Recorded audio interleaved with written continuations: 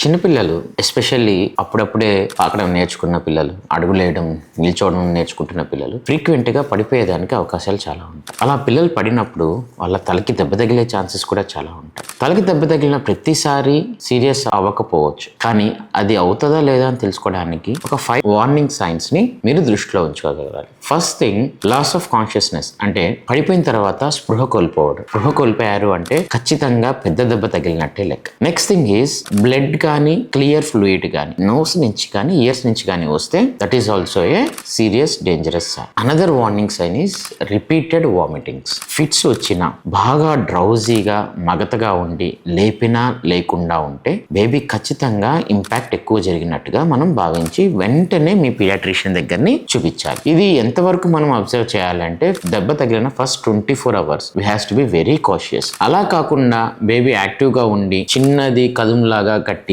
అదే చిన్న బ్రూజ్ లాగా ఉండి baby is otherwise fine, alert గా ఉంది అనుకుంటే మనం వరీ కావాల్సిన అవసరం లేదు. గుర్తుపెట్టుకోండి పేరెంట్స్, ఈ వార్నింగ్ సైన్స్ ఏది ఉన్నా, even 1 warning sign, you has to rush to your paediatrician. Thank you.